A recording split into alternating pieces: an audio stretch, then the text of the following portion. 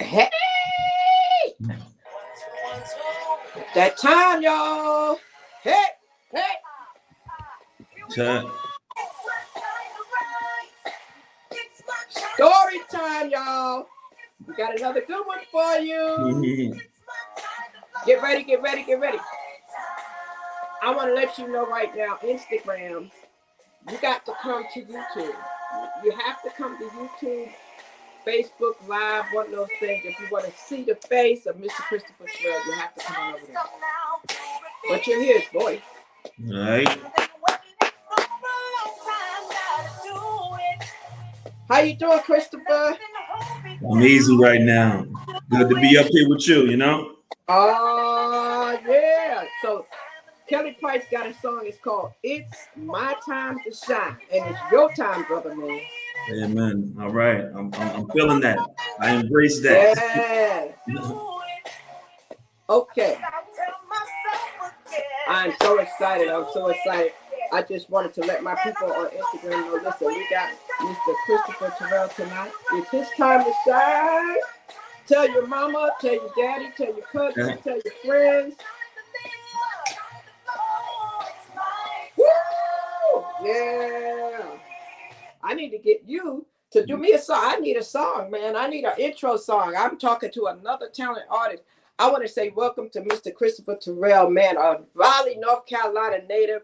I told him, I said, listen, I thought he was a New Yorker because he got that New York swag. Man, oh man, oh man. I am so excited to see you this evening. How are you today? I'm good. I'm good. I'm blessed, you know. I'm good. I'm good. Glad to be here. You know, glad to be able to kick it with you. You know what I mean? So yes, man. So there's gonna be some invite. people. There's some people who may not have never heard of Christopher Terrell. They may not have seen Christopher Terrell, but we're gonna let them know who he is today. Absolutely. They're gonna let him know who he is today. So listen, Christopher, I know the part that I know is, let me see, 21 years marriage. And oh my goodness, you got that from some great examples, man. Great examples, because I think you said your parents are going on their 58th anniversary. Man, we need to do them. We need to show for them if we could. That is amazing. Father of 3 children, 3 amazing children, and we get into that later a little bit about that. So we're talking about your life and who you are now. But I always like to go back to the beginning and ask my guests, tell us, who was Christopher Terrell, the little boy? Let's talk about who was Chris and how he got here. All right. Well, I grew up on the south side of Raleigh, right? Born in Washington Terrace. Shout out to the hood, you know, where I was born, and then I moved to Worthdale, where I grew up. But you know what's funny with me? I had family all over Raleigh. I had a family in every neighborhood, so it was no place that I stepped in that I didn't have family in. So you talk about from Halifax Court to Walnut Terrace to Chapin Heights to Apollo Heights to Stratford Park, Worthdale, Raleigh North. I mean, every hood, you know, like I said, Washington Terrace, you know, Fisher Street, Lane Street. I had family in every hood. So we were deep, you know, family is huge, you know, on both sides. So with that being said, you know, I'm from a musical family. My great grandfather, I was told he was one of the first men in North Carolina to have his own record label. Wow. Yeah. And from that branched off, my uncle and my father's first cousins, they started a gospel group called the Golden Years of Garner. And they traveled the Bible Belt. Those are who actually inspired me to actually take this kind of to the next level. I used to watch them in church, and I was in the choir. Pops pushed me to do that, but it started early for me when my mom found out I could sing. I was about 5 years old. I went to Bug School Elementary for my first year of kindergarten, and we had this music teacher who was teaching us. I always call it the color song because I really don't even know the proper title, but we sing colors. It was like red and yellow, pink and green, purple and orange and blue. I can Wow. sing a rainbow. Anyway, she was teaching us this song. Yeah. Sing a rainbow too. So she taught us this song and she pulled me up in front of the class. She's like, sing that again. She played it. And she was Hispanic lady. And she played it again. I sang it. Anyway, she sent a note home to my mom. Was like, hey, your son can sing, like you might want to do something about that. And so that's kind of how I caught the bug. And my mom's like had me in the junior choir, and we didn't have much growing up. So for show and tell, I don't know if many people, I might be telling my age, but many people who didn't, we had this thing in class called show and tell, where you would bring certain things that you had at home. I didn't have much, so I sang. I would always like sing a song. You know what I mean? So that's what I did for my show and tell, like just sing a song. And Wow. I think I did my first talent show in the 5th grade with some of my boys from Roughdale. We sang, what was the name of the song, man? Flashing lights, moving to the beat.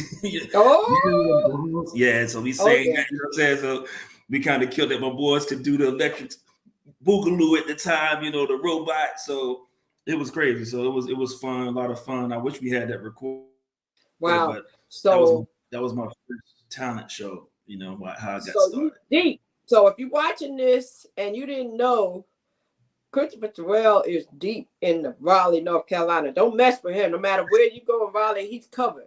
He's covered by the blood. He's covered by all the blood. Yeah. Not just the blood running we through the veins and the man up there, but he got family all over in every hood. You hear me? If you Absolutely. Are just coming in on Instagram, I need you to come over to the YouTube channel, because we have Christopher Terrell right now. We're so excited. He is an artist, a producer, an amazing dad. He's gifted. He comes from a gifted family. Just found out that his grandparents started something here in North Carolina.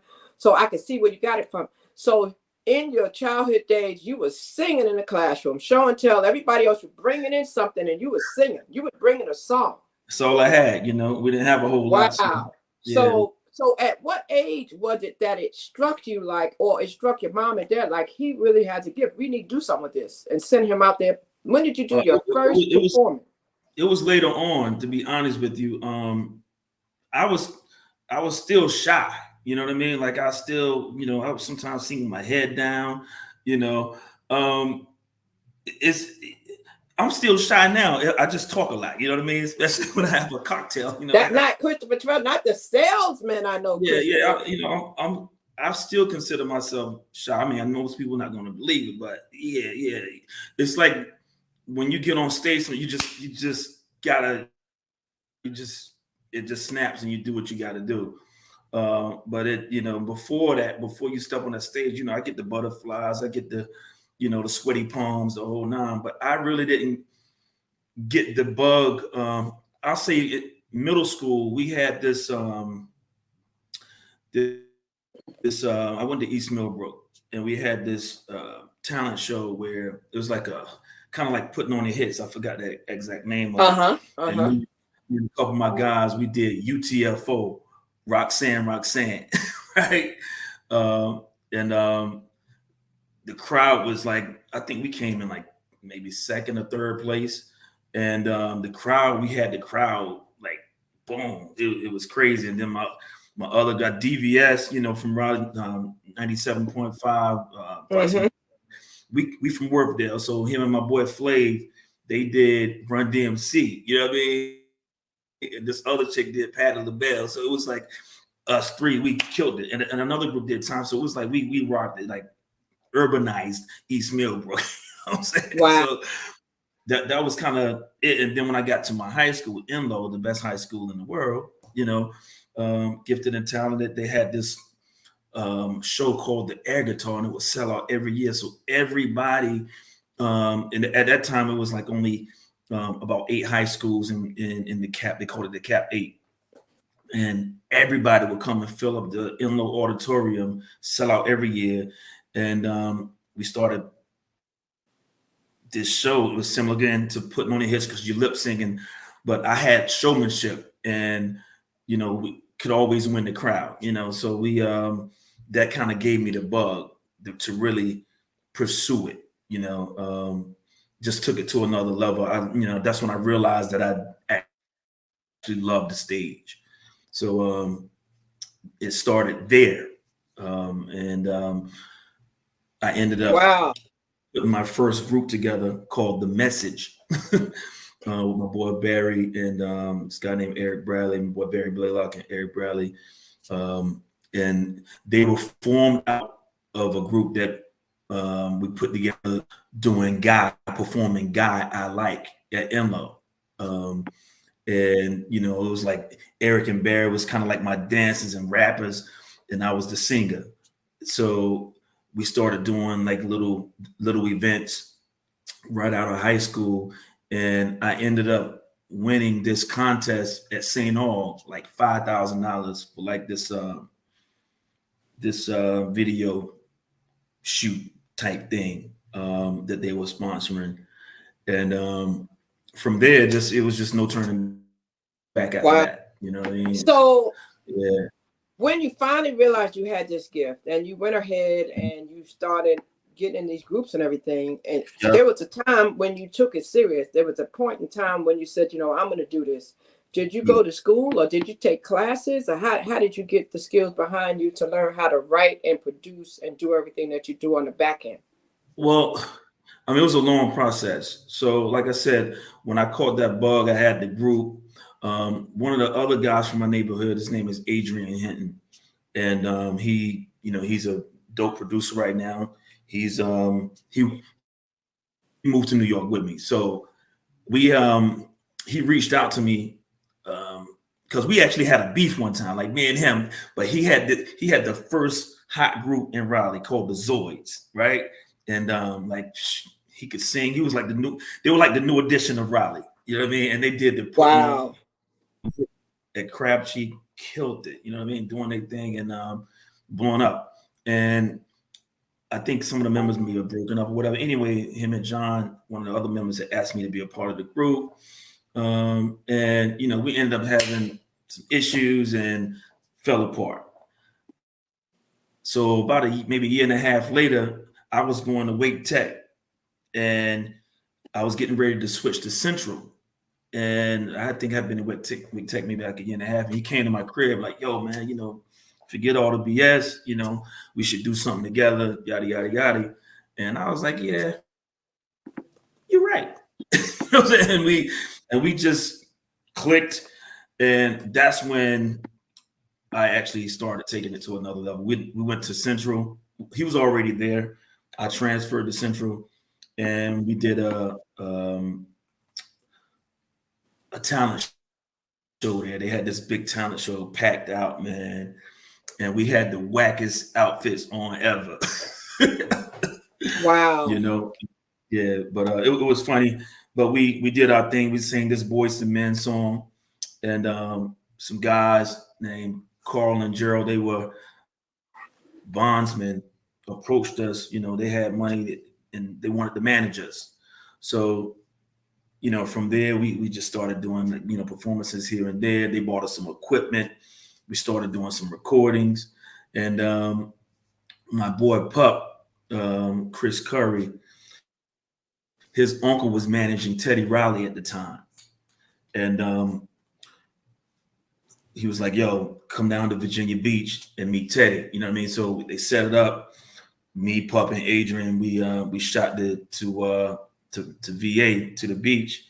And we met Ted and sang for him. They was filling us. And we were supposed to start doing some recording that night or whatever. But one of my homegirls was going to Hampton at the time, a girl named Karen Sampson. And she was like, yo, y'all come down here and just hang out with us for a few. We ended up staying out there to like 3 o'clock in the morning, just wilding out, young and dumb, not handling our business. I think we got back to Virginia Beach around 3:30 in the morning, and it was no can do. That was like, you're not recording over here tonight. You know what I mean? You're supposed to have been here. And Harvey Austin cursed us out the next day. So he was like, yo, listen, you guys need to lose yourself. I'm gonna keep it PG because he was cursing at us. I'm gonna keep it PG for the folks. But he was like, y'all need to lose yourself to find yourself. Go to New York. My son is up in New York.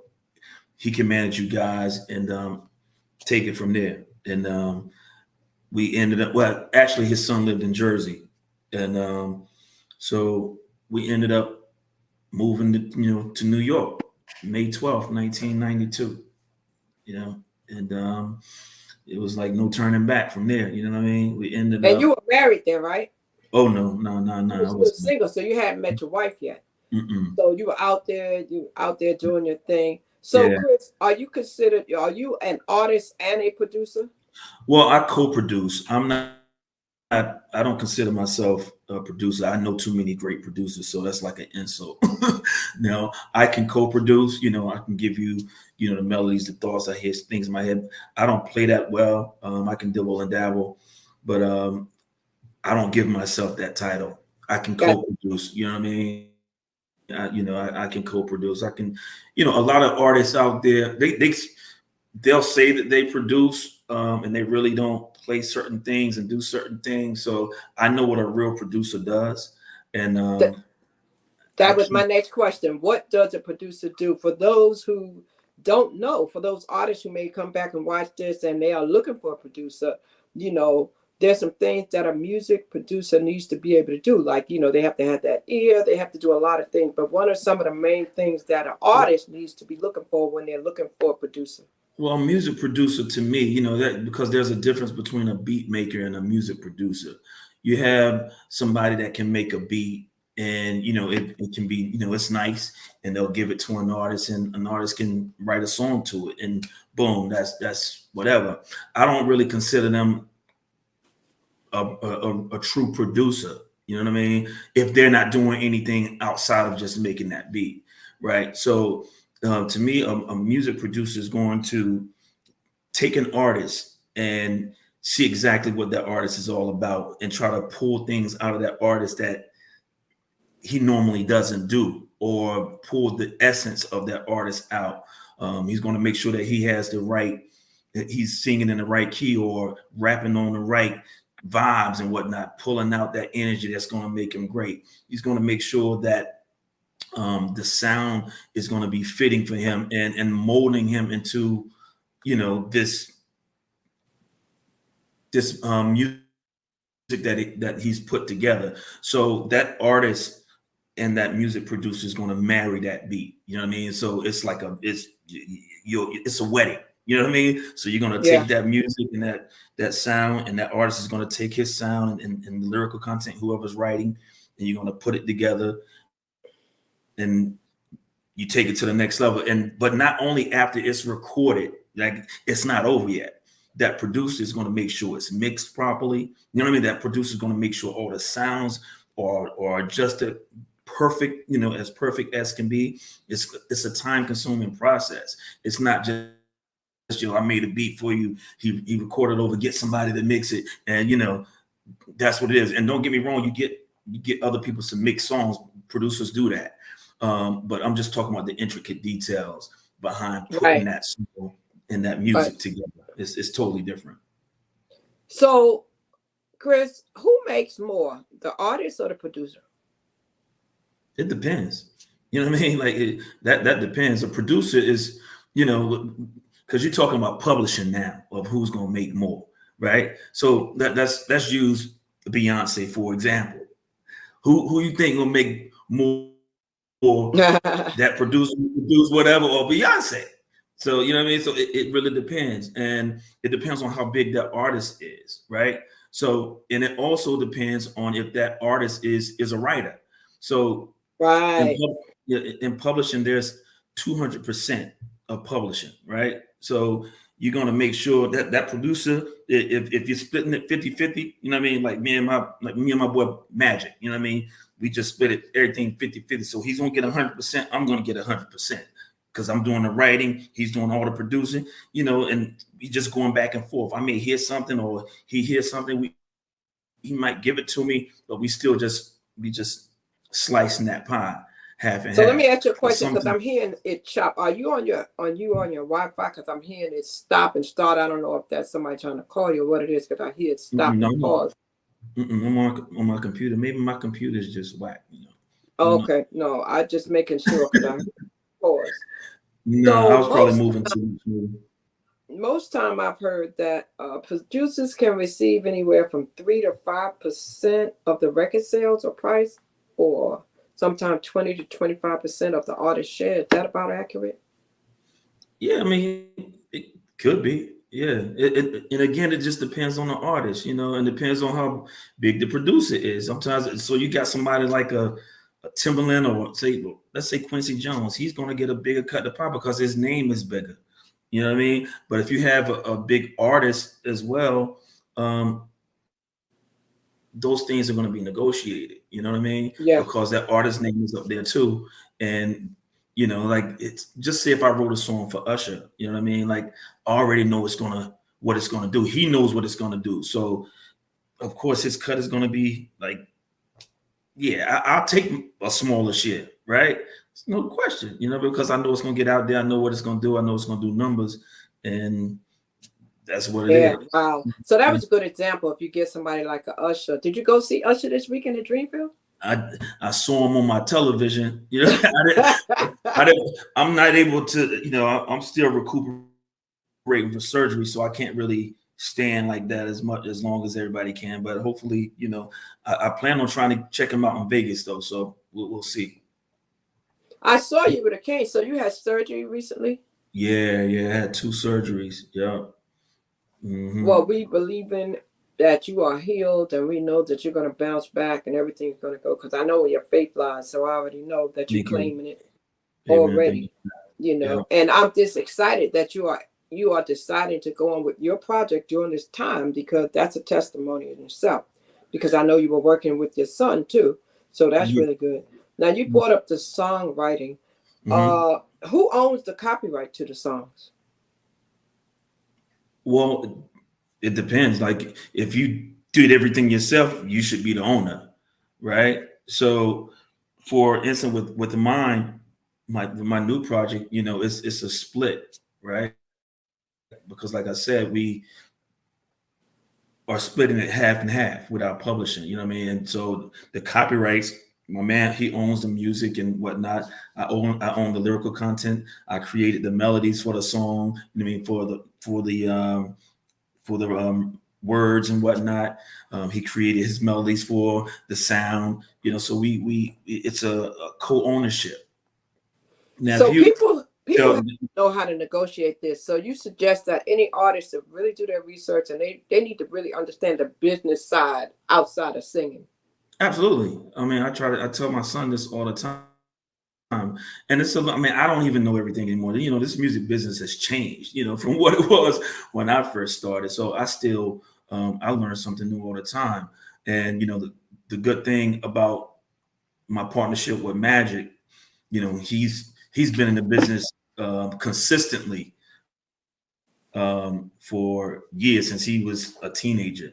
And Hmm. I've been in and out. I stopped raising, to raise kids and do my thing, and just stepped away from the music thing. So, I actually trust him to give me information sometimes that maybe I don't know. Um, and he's the one who actually got me to actually do this project. I really wasn't trying to do it. He's been Yeah, pushing because me to I do know it you for five weren't trying to years. do nothing. You Nah, weren't trying to do it. So how did he manage to convince you to get back out there, Christopher? oh What he have man, on you? He got something over your head, man. nah. Nah, so like I said, I was more concentrating on my son, right? And that was my thing. I wanted my son came to me when he was about 14 that he wanted to do this. And so of course I got behind him, and I hit up Magic one time. I was up in New York, and we had been kind of hitting each other here and then. I was like, yo, I'm in New York. He was like, yo, come through. So me and my son went over there, and we started talking about trying to get my son right, and he made a produced a beat right there on the spot, and I just started writing to it. You know what I mean? And Wow. it just, I mean, we recorded the song maybe within the next 2 hours, and we had the first single. That was the first single for my son. Um, and so I was just concentrating on that. And then when the pandemic hit, my son was doing, my son was getting older, he gets to, he start feeling himself, he's getting older. He want to do his own thing. So I stepped back and saw he could really hone in on who he is. I mean, sometimes you have to find out who you are, because things that I may have had thought that I wanted for him, he didn't want for himself. He wanted to do or go a different direction. So, so I kind of fell back so he could, do that. And in that time, like I said, pandemic hit, and we ended up going to a wedding early in the summer. And I actually happened to hit him up and say, "Hey, I'm in New York, whatever." Of course, he's like, "Yo, come through the studio." And I ended up knocking out about 3 songs while I was there. And that just kind of took off, you know what I mean? But the crazy part, before I got there, he had sent me this track. And he was like, "Yo, Terrell, you gotta do something to this." And everybody, and just so you know, like everybody in New York called me Terrell or Rel. That's just, I always went by my last name, because I always wanted my family to get recognition, even when I was young, right? So that's what I used to tell people my name was. That was my stage name. Anyway, so he sends me this track, and I'm like, man, I'm not even sure if I want to do it. And so I called my son into the studio and said, "Hey, I wanted something useful on it." So this particular track, my son co-wrote the first song that I did, called "Give Me Real Love," and it's the first song on the album. He wrote the hook, and he wrote the first verse, and he recorded it, and I was like, "Yo, this is hot," So that kind of like took me to like, okay, well, maybe I should do it, right? So then after we recorded the song, I sent it to him. I sent him the vocals, or my son sent it to him, and he sent it back like, "Yo, this is crazy," And like I said, maybe like a month later, I was in New York, and I ended up knocking out like 3 more songs, and it just took off from there. We were knocking out, like the first song I got with him, I recorded in an hour. He was like, "Yo, dude, do you know you just recorded and wrote this song in 52 minutes?" Wow. Wow. And he was like, "This is crazy." And I'm not saying that everybody should be able to write a fast song and that's going to be it. But but when you have the right energy in the room, right? And I don't always write songs that fast. Don't get me wrong, and especially recorded it on top of it. But probably the first 4 or 5 songs were about that. I think the second one, Tommy didn't know he was retiring on that. I think that was like an hour and 20 minutes. But the crazy part, the single. Go ahead. I'm sorry. But you didn't just start this, Chris. You've always been gifted. Let's go back to 2010. Was it 2010 when you wrote the song for Tyler Perry's "Daddy's Little Girl Struggle No More"? Yeah. Crystal, the funny part about that is, and a lot of people don't know this story at all, I had already written that song when I was approached to be on the writing team for Tyler Perry, right? So my boy, I call him Big Pooh. He's Tamika Scott from Escape. That's her husband, big guy, body guy. I used to do joints with her husband. Like, so we probably got about 4 or 5 songs that we recorded together in New York. He was a rapper, right? And his partner, Big Herb, they got a professional security team that they do all the big famous stars and whatnot. Anyway, they hit me up, came and picked me up. We in New York. They was like, "Look, man, we're working with Tyler Perry. This movie, Daddy's Little Girls, they're doing it." And they told me what the movie was about. And I was like, "Yo, I got a song for that already." Wow. And they was like, shut up. You know what I'm saying? So, Wow. and I had just recorded it, right? Not too long ago. And this is funny. So me and my wife had recently been married. We were living in Brooklyn, in a brownstone, and I wanted to buy a house in Staten Island because her mother lived out in Staten Island. And she was going to help with our kids were really young at the time. I think my daughter had just maybe turned 1, right? And she was like, "Yo, come and stay with us. You can stack your money, and then you buy the house that you want in Staten Island, right?"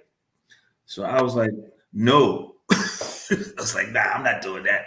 But then they talked me into it, and I was like, "All right." So anyway, we started staying with her mom, and we were staying in the basement, and I was like, I didn't like it. So Struggle No More was born out of that basement, right? And we only stayed there for like a month because I like again a grown man, like I just I couldn't do it, right? And sorry, that just wasn't my thing, but I appreciated them trying to Right. look out, but I just couldn't do it. Anyway, I wrote the song in the basement down there, and I went and recorded the song initially. Steve Sola, so Steve Sola is an Italian guy, white guy who they call him the Mix King. So he has produced for, he's mixed songs for the biggest names in the industry, period. Anybody in New York, everybody knows Steve Sola. So I was working with him at the time. I probably had done maybe 4 or 5 songs with him. And when they heard the song, they were like, yo, that's it. So they flew down to Atlanta and took the record down there, and they ended up redoing the music for the song, and then they did a remix, and that Tamika Scott got in on a remix, helped write the remix, and with the hook and everything, and that's the one that Anthony Hamilton, Music Soul Child, as well as Jaheim, they're on. The first one, the original one I did, Anthony Hamilton did solo, so it's 2 songs I have on that album. And from what I was told at that time, that was one of Tyler Perry's favorite songs. And he had everybody up there, from Whitney Houston to, I don't even remember all the people at this time, but it was like mad people on that album. So I was blessed to have all these people have 2 songs on the album that Whitney Houston was on. Wow, that's amazing, Chris. So, Yeah, I heard you say a lot of names. So it is true. It's all about who you know. Because it's the absolutely. opportunity came to you because of people that you knew, correct? Yeah, absolutely. I mean, I had been around for a while.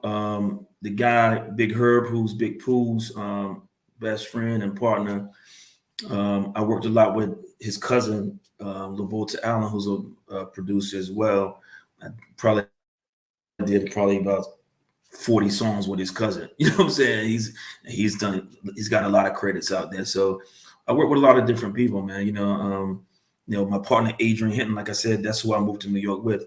When we first got to New York, we had Puffy who offered us a deal. We ended up going with RCA at the time. So we had been around. A lot of people knew who we were. We were some Southern boys. At that time, everybody was loving the Southern talent. Jodeci inspired us to move up there as well. So we just went up there and tried to make it happen. Wow. So can we hear one of these songs? I hear you talk about all these songs. Can we hear one of them? Do you have one available? I have one right here on my lap that I could play. I want the people who've never heard any of your songs to hear. Is there one that you have available or one that I can pull up that they can listen to? Because Well, you are so gifted. thank you, Crystal. I mean, of course, we have that remix by the songs that I did for Tyler Perry called "Struggle No More." That a lot of people love that record. Inspirational record that anybody in the struggle can understand. Like I don't want to struggle no more. You know what I mean? Like, and Wow. that's basically what it is. Like I don't want to struggle no more. I don't want to, go through this anymore. I just want to, take care of my kids. I don't want to be eating off the dollar menu. And Wow. Can I play a little bit of it? absolutely. Oh, you have it right there. Oh, you have it right there. I don't have it up. I don't even. Is it even gonna come out over here the way if I pulled it up? It may. Let me see. I know I have it. Okay, yeah, you can since you have it up already. I have it. I just happened to when you said it, I went to it. I was like, man, Yeah. I said, let me see if I have it here. And I'm gonna start getting to a point where I can share the videos and stuff because I'm gonna tell you people, go look him up. Go to his YouTube channel. His YouTube channel is right there on the screen, and check it out. The music was by Adrian Hinton, right? No. The Which song one? is just. Oh no, that's the song that's an inspirational record that I did Is that called a How We different Save one? It. No, it's not that one. Oh, okay. So that's a different one. Okay, let me Yeah, stop this one. So it's not this one. This one just came up on there. You have yeah, so many. You have so many. That's a blessing, though. That's a blessing. Like I have to yeah. choose which one. So let me ask you this: for the people out here who don't know anyone out here in the music industry, for the people who don't have those contacts, and they're skilled at writing, they have the gift. They can flow. They can rap. They can write. What would you tell them would be the best way for them to get someone's attention and to get themselves some airplay or to get opportunity for movies or all these things? What would you tell them they need to do? You know, so like I said, the music business has changed so much, and I'm still currently figuring out ways to help my son. But the best thing that you have to do is to invest in yourself. You know what I mean? Don't put yourself out there where you feel like you are going to be needing somebody else, and do quality work. Don't just be grabbing beats off of YouTube and recording to them, and then they're not sounding proper. When you present yourself, like for instance, if you get somebody that's pretty, on next level, you don't want to present something that's mediocre. You want to present yourself as the best because, Brian Leach told me one time, you get one first time, right? You get one first time. So if you get somebody ear, make sure you present yourself in a way where they want to hear more, right? That's one thing. That's having quality music. I would say the next thing, networking is everything. They always say you're 6 degrees from whoever that you need to be next to, right? Networking. Make sure you're getting yourself out there. Today's music industry has an advantage of those from when I was coming up, right? You have the internet right at your Yes. disposal, right? You have the internet right at your disposal where you are actually able to get your music out there on your own. Woo. Now, you may not be able to push it out there like these big artists and get them out there on these playlists. There is a disadvantage that you have, but you got to keep swinging. You got to keep pushing yourself out there. You got to just listen, you got to share. When people aren't sharing your stuff, you can't worry about those people. Pay attention to the people that are sharing your stuff, that are liking it. It used to bother me when, you got so-called supported, or friends, should I say, not supported, so-called friends that, and I shouldn't even say so-called, that's not right. When you have people that you expect, right, Right. to share Right. your music, and they don't. And sometimes it's not intentional, but sometimes it just is. They don't have time for that, but they'll see you when you blow, right? So, and that's how it is, and I always compare that to, spiritual Jesus Christ, so they didn't love him in Galilee, right? But he left and he started doing his work, right?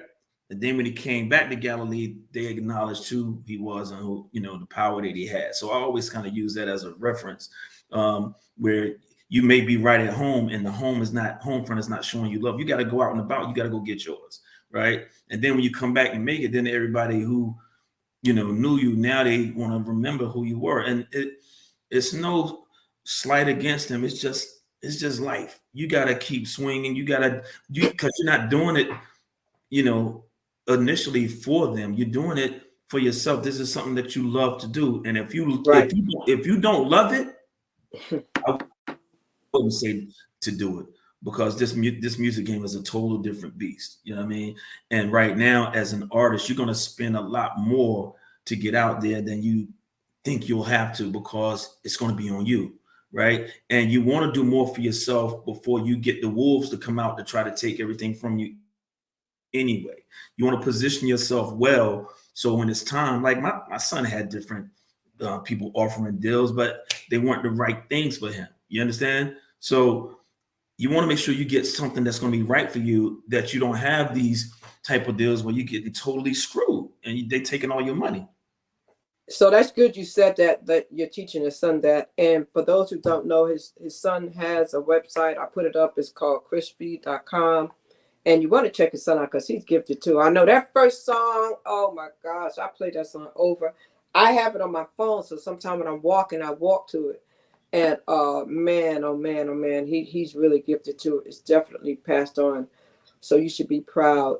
But the internet it's great, but you do have to be careful about your image. I just want to throw that out there. You have to be careful about your image. You have to make sure that you're branding yourself correctly because people are following you and people will not follow you and they will get away from you if you got some mess up there. So you have to be real mindful about what you're sharing, how you're looking, what you're saying.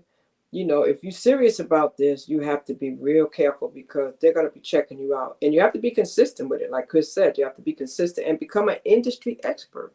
You know, get around people who are doing it already that can share, you know, something with you and just invest in yourself. He said it. Yeah. You got to invest. Invest in yourself.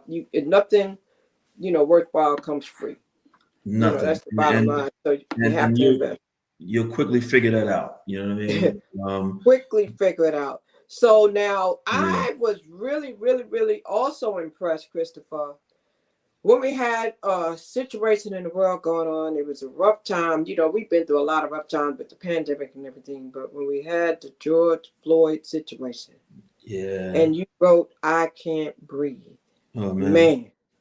Yeah. Let's talk about that for a moment. How did that come about? I got chills. I caught chills thinking about it. That I still hadn't really done anything much with that. I'm hoping I'll do my first performance, hopefully on that this summer as well, Juneteenth, somewhere on somebody's stage. But I was, when that all happened, I sitting in my studio upstairs, and it just hit me, and I just started. Man, one of those things. I started writing. I'm telling it brought me to tears, right? And I called my man. I called Magic. I forgot what I basically kind of recorded it over. Maybe I found an old beat of his, right? Because he sent me like a library of his files, right? So. Since I write with him all the time, so I probably had about 300 tracks of his. I'm going through them, and that came up, and it was like boom, all this George Floyd stuff happened. I hit him up, said, "Yo, man, you got to do something with this." And he heard it. He was like, I think he sent me back something within the hour. You know what I mean? And that song is powerful. I have to. Kind of toot my own horn, and that song is powerful. You did it. Man, I let me see. Oh my gosh, that right there. When I heard that, I said, wow, you talking about gifted, man. That's a gift to be able to take situations that happens with people and come up with it like that. And I look like, is that the one? No, I see something out here. Old school fool. That's not it. I can't. Is that yours? That's not yours, right? I should have sent you this stuff before. No, I was looking for it. No, I was just like, you didn't know I was going to ask you for it, but I was just like, man, I just want you guys to understand. Y'all really have to go to this man's YouTube channel. Y'all really, really, really have to hear these songs because and it's on Apple Music as well. Apple Music. It's on Spotify. I mean, it's on any way you stream music. That my music is up there. Anywhere that you stream music, from Amazon, even you can purchase it on Amazon. You got Spotify, you got Deezer, Oh, yeah, that's it. That's it right there. Ooh, guys.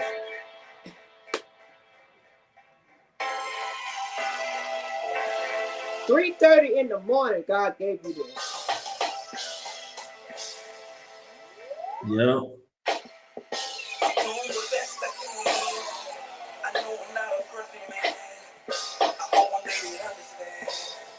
Struggles of a black man. The thing that we don't wanna know. They treat us worse than animals. They think we all criminals. That's just how the story goes. Every time I turn around and all my black men nothing that he did can justify the way they beat him till he's black. Stop resisting of the term and use when they're beating you upside your head.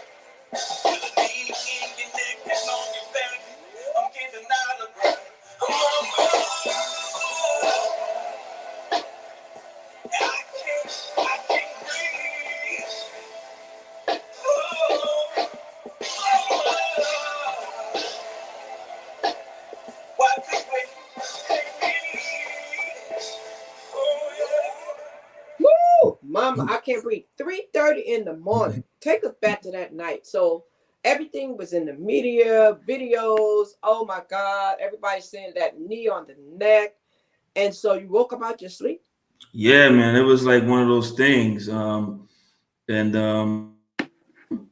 it just one of those things that hit you, you know, you just went for it. And like I said, I hit my boy Magic, man, and he got back to me like right away, and we ended up recording it, and it just, you know, it's yeah. I mean, like I said, I didn't even market that song at all, and I think on YouTube it has like 19,000 views up there, which is pretty significant when you're not really doing anything with a song. That's just people gravitating to the record. So I mean, it was just love, just you know.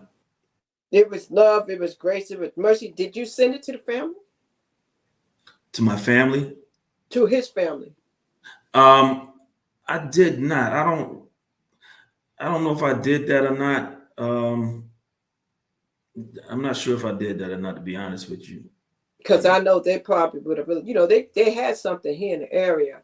Mm-hmm. And when I heard that, I meant, man. Yeah.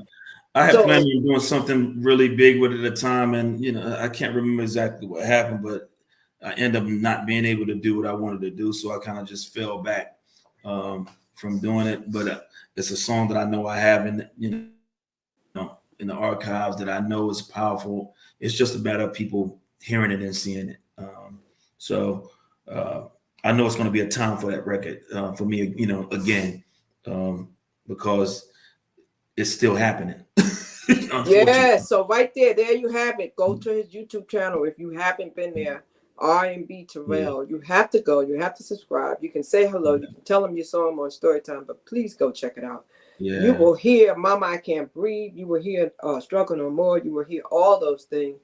And out of all of these songs, which one is the one that really, I mean, touched you? I mean, like this one. I mean, I'm thinking it's this one, but all of them meant so much to you. All of them did. So which one is the one that just it just touched you deep down in your soul? I mean, I have multiple ones. So if you don't know, I just released a new album called the Geo Soul Tape, right? And one of the songs that was more difficult for me to write, which is the single that I have out right now, it's called Love's Flow. I wouldn't say it's my best song on the album, but it meant a lot to me because what happened was a good friend of mine was murdered, Tahim Bryant, about a year and a half ago, right? And when I first heard the music that he wanted me, that he was like, here's another track I want you to start working on. We're in the studio. I immediately thought of him, right? And then I started writing, and then I started thinking of my dad. My dad has dementia. And it went real dark, right? And I didn't want to. Well, let me rewind it back. So I started recording the song. Magic started recording me. We were going through it. We got to the second verse, and my man hit the stop button. Boom. Terrell, yo, man, you can't put this song out, bro. Not on this. You can't, like, and I already knew where he was going because like it was real heavy and dark. And he was like, listen, let's go get some lunch. Let's go. Wow. So we went and got some lunch down the street from the studios, studios in Jersey City. Went and had, a nice lunch, cocktail. We came back and I ended up writing Love's Flow. So, and I, on this album, I kind of paid homage to some of the artists that I've always loved. So on this particular record, kind of paid homage to Michael Jackson, a little Prince feel on it. I got a song that my wife and he loves called Out of This World. I paid homage to like Rick James and a few others. It's just it's a great body of work. This R&B. It's totally R&B and it's feel good music. That's why I titled it the GO Soul Tape. The GO stands for Good Energy Only. I didn't want to have anything. I love that. I didn't want to have anything negative on it, and I wanted people to walk away feeling good. Because we as Black people, we haven't been promoting love in our music. You know what I mean? And the ones that have been trying, they don't get the play. Up until recently, it's been getting. It hadn't been getting that love. You got to be hard. You got to be thugged out. You got to be talking about, doing something foul, you know what I mean? Or violating a woman or, killing somebody, you know what I mean? Yeah. So wow. Good I didn't want to put that out there, on this. I wanted people to, when they listen to my album, I wanted them to feel good. And I want you to feel good about feeling good. I got things that you can, pump at the barbecue, you can dance to. I got things that you can love on and get married to. So I have all these different elements and none of these records sound the same. So when people hear it, I've had industry people to listen to my album and they're like, wow. Yeah. So it kind of blew them away. Like, wow, this is crazy, but I hadn't been out in a while. I'm doing this myself. I've had surgery, but timing is everything. God is he does what he does, you know what I mean? And that's what made me really, I did a little visual for my first single called Love's Flow a few weeks ago. And although I couldn't really move like I wanted to, I had to give you a visual, you know what I mean? I had to give my people a visual so they know, like, I'm here, I'm coming, and that's what it is. So I would say on this album, the most powerful song to me on here is called Last Love. Last Love. Wow. That's just my opinion. I wrote the song. It was the last song I wrote on the album. It's not the last song. It's the next to the last. It's number 9 on the album. But it's the last song I wrote on the album. And I wasn't even going to do this song, Crystal. That's the crazy part. I was getting ready to leave New York to go back to Raleigh. And Magic called me like 9 o'clock in the morning, like, yo, Terrell, you got to come back to the studio. And I was like, bro, I'm getting ready to, because I was driving, like, I'm getting ready to drive back. I'm not getting caught up in the studio with you. I won't end up leaving until like 4 or 5 o'clock. He's like, nah, man, I know you. It's not going to take long. He said, just come by. Just come by. So I think I got to the studio maybe around 10:15 in the morning. The song was done at 11:30. You know what I mean? And just powerful. So people hear it. They're like, oh my gosh, like the vocals, the music, it's just, it's the passion in it. Last Love is just, yeah. Wow. So all these things are available on your YouTube channel? Not quite yet, I'm sure. Everything, but they are available. The songs, I have them on my playlist up there, but they're on YouTube. Like, so if you type in any of my music, it's like I said, it's on YouTube already. So it's just like when you go find music, if you type in Christopher Terrell, the GO Soul Tape, you're gonna get my music. Again, but it's So, on Apple Music. It's everywhere. wow. So, and you have done an amazing job at making sure you put yourself out there on all the platforms. And I know you do others by yourself. And I just want to tell you, to whom much is given, much is required. I know that, you probably have some days where it seems heavy, but I just want you to be encouraged because you got this, Mhm. bro. You Thank got you. this, and you a Appreciate it. vessel. God ain't done with you yet. He got more music for Mhm. you to write, more places, Mhm. more people for you to impact, and Right. then you you come from love, like your parents, 58 years of marriage, 21 years with your wife, loving children. All of your children are doing great things, Thank and you. you are supportive. Son, your brother's doing great things. I'm so proud of him. Absolutely. Oh my Absolutely. goodness, Salute to Tommy. all. Yes, that was What you that doing? was his Absolutely. brother too. And I'm like, oh my goodness, I'm so proud. I'm so proud. So Yeah. you come from good blood, good foundation, you know what I'm saying? So Mhm. I know you got this, and I've always been in your corner, and I just want you to know that we believe in you, and Thank we you. see you, and we're praying for you, and we know all things gonna work together for the good, because you served in Amen. the church too. You might Yeah. still be serving, you've Right. been a servant, so Right. you're serving your dad, Yeah. you know what I'm saying, For as a us, faithful son, doing that. Absolutely. I know that walk. Guys, Mhm. if y'all don't know about what it takes to be with a person going through dementia, to have to be there every day and to watch this and then to be supportive, it's a lot. It's a Yeah. lot, Shout out to my uh, mom, who's his caretaking. I mean, excuse me, his caregiver. Sorry. And it's tough, man. I watch her best friend. You know what I mean? Just yes, yes, change, and it's a tough thing, man. yeah. He, 58 years married. How long have they known each other and been together? they've known each other since, I mean, my mother probably was like 12 years old. Uh, Might have been younger than that, but they've been together since she was 16. So how old are your parents, Christopher?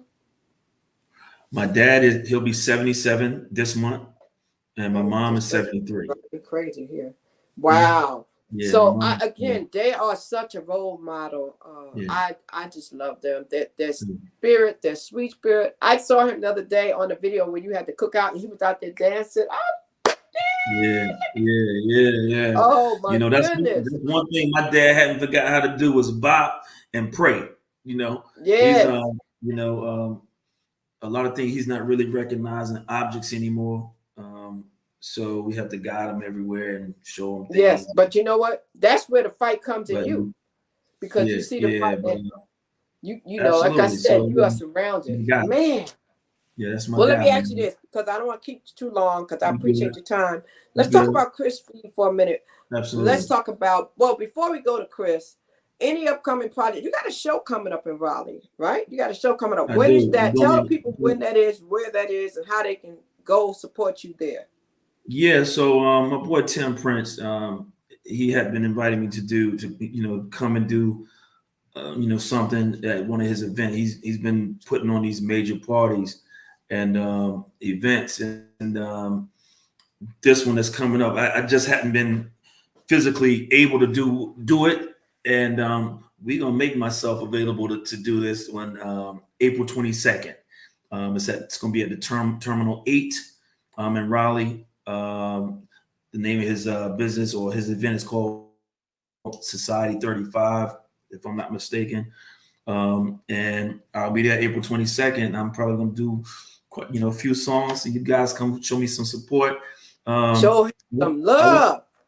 I won't have a band with me that night because it's gonna be a party, party set. But we're gonna have some fun. I'm gonna give you a little something, and we're gonna make it do what it do. It's gonna be some fun. Terminal 8. Have you Um, been there? I haven't. Like I said, I It's really nice. haven't. It I is haven't. nice. It's my, I like I love said, the we setup. stepping outside. I love the It's setup. The nice. setup is really nice. It's nice. I Yeah. went there for a poetry reading. They do a lot of spoken word there. Okay. Love it. You're gonna love the All right. ambiance there. It's really nice. It's I'm really nice. all about ambiance. I'm gonna put that on my calendar to come check that out because I saw that. I said, yeah, Christopher's going to do that. So guys, Yeah. let's go support. If you send me the flyer and stuff, I will push it for you. Definitely. So now also we want you to also support his son because, you know, support is free, you know. So you have music and your son has music. And, you know, we've been posting his websites on there too. And does he have something coming up? Man, my son is he's got some stuff. I'm not going to announce it yet. Okay. But we're working on something right now. But he has like new music all the time. You know, the youngsters keep music popping. So if you type in Chris Fee, he got this new single out called "I Feel It" right now. But he keeps music coming. Like me, I'm going to push my album for over a year. You know what I'm saying? Like, but these youngsters, they push out something every month. You know what I mean? They got body of work, they got music because, you know, the attention span with youngsters are, you know, much more smaller than ours. We can take ours and, you know, we can drop a single here, do a few things and keep it, you know, keep it going like that. We don't have to rush. Well, I'm not going to rush anyway, you know. It's just set up a little different for us, you know, seasoned people. Yeah. So do you foresee a project together? I do. Sure. I think that's down the road though. However, we are going to do a record together, probably within the next month or two. Everybody's been asking us to do it. So we're going to put it's got to be right though. You know what I mean? It's got to be right. So you're going to write something together. Yeah, we'll write it. My son's a writer too. Like when I taught my son how to write, he's now like, he's pretty dope. Yeah. So wow.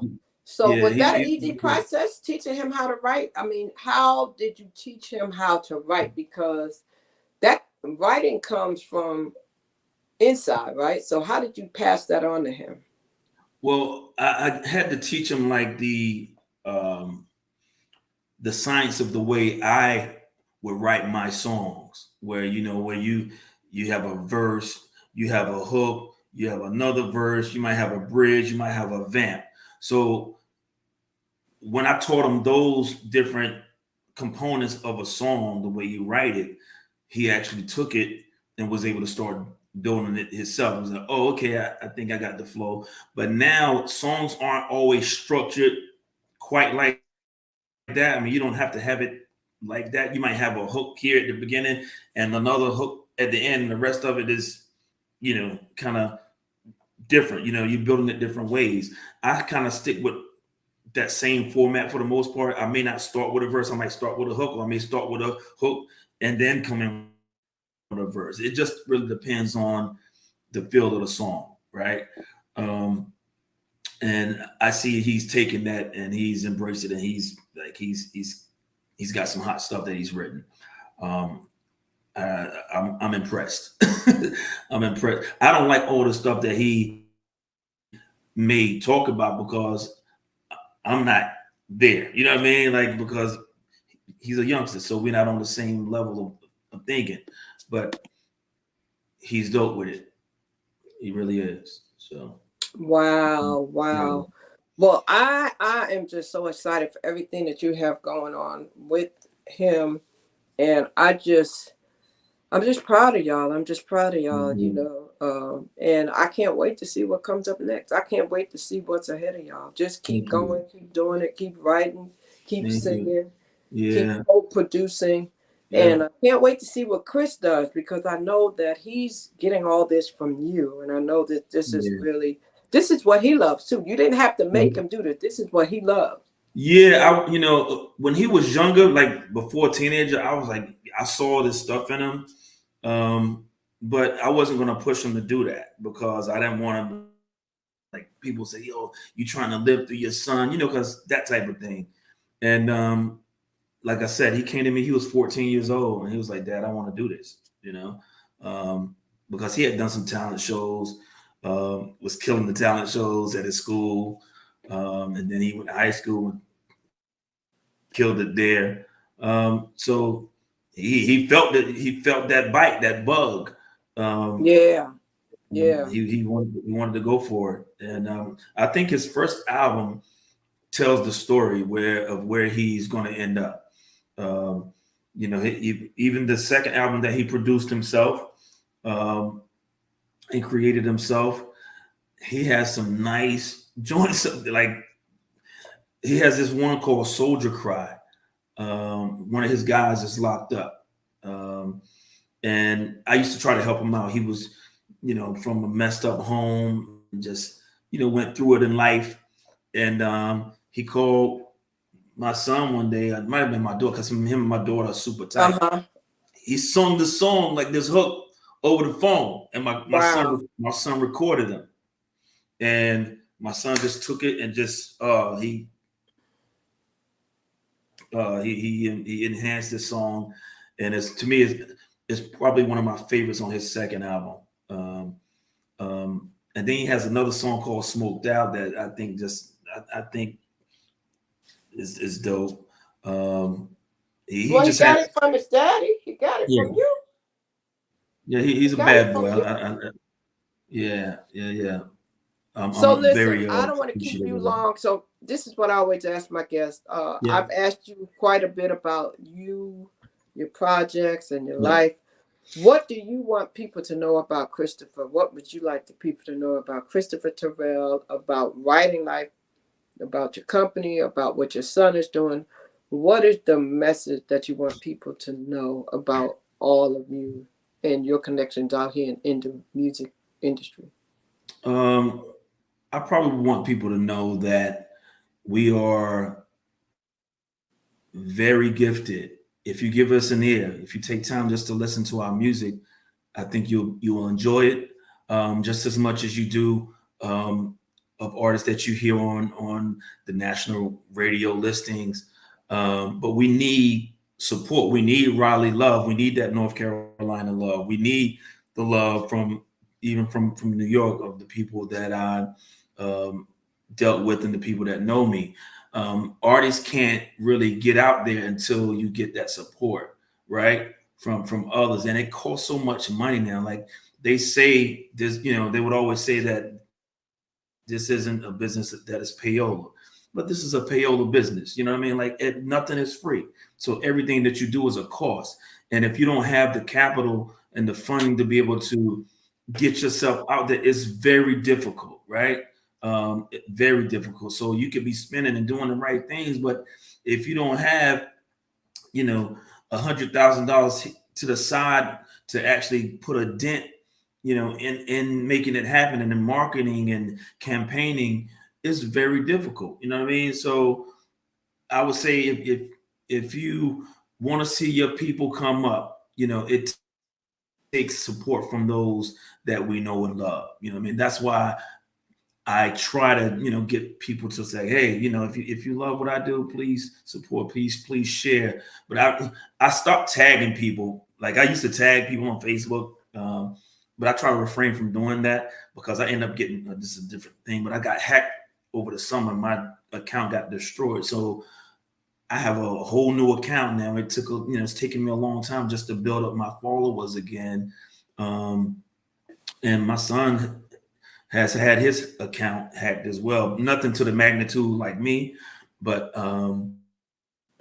it hurts, when you're out here trying to get it. And social media is our outlet to be relevant to those that may not know us, and to those that can share our content, and that others know that we're out here. So I would just want people to know, say, hey, it's real. It's not fake. I've been around. I have a resume where I've done this. I hadn't even talked about my independent album that I released back in 2005. Havoc of Mobb Deep produced a couple songs for me. Living Like a Soldier is the name of the album. And that's probably one of my most favorite songs of all time that I've ever written. And because it's about me leaving Raleigh, going to New York, you know what I mean? And keeping my Southern roots within me, you know what I mean? So that's a big song that, whenever I do, whenever I have performed, people are like, yo, that song is bananas. You know what I mean? Like I remember being in New York, and my boy, like I said, my boy Tahim, all his boys from Queensbridge and all over, they were like, yo, that's my joint right there. You know what I mean? So, yes. So Living Like a Soldier is is one of those songs that touches the soul. You know what I mean? And it can be played in the hood, and it's one of those records. So I have on the screen, guys, if you heard what he said, I have on here. You hear people say it all the time on social media, but it really does make a difference.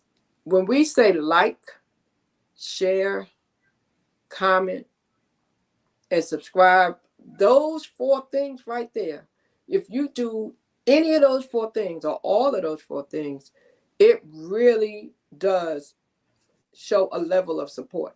It's really appreciated. You have no idea, unless you are out here on the internet, how much that's like money. That's like gold. When we say like, share, if you like Christopher's song, share it on your page. Just hit the button and share it. If you can comment, make a comment. It triggers the algorithms. Everything is for a reason. So you heard his heart when he said, that's the least he can expect. And you heard him when he said he's not tagging everybody anymore. He went through a process of losing. If you've ever lost a page, you understand what comes with that. That hurts.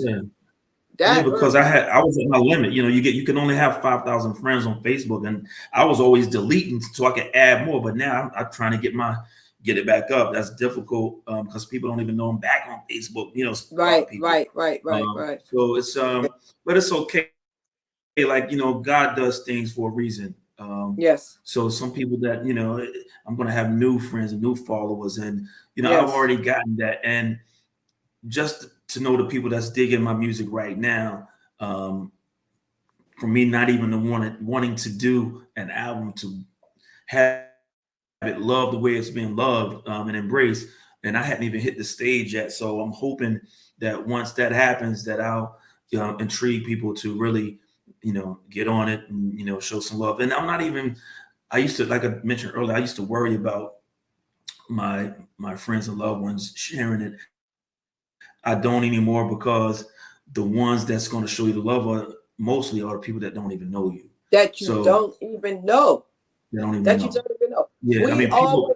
Yeah, any entrepreneur, artist, business owner always wants their families. We want our family to do it, but it doesn't come from the family.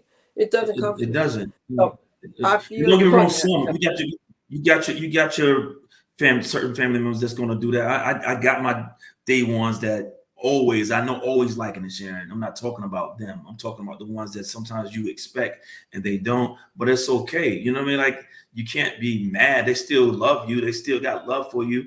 Right. And you just keep it moving. You worry about the people that are sharing, that are commenting, that are showing you love, that are encouraging you. Because yes. I tell you, I fight many times, like even with doing this, like especially when I've been down and hurt, and all this pain. I didn't feel like sharing. I didn't feel like doing something, sharing my music. I'm like, man, I don't feel like doing this. And then if I'm not getting certain responses, like, man, should I be doing this? But then something happened, like, yo, guys, like, yo.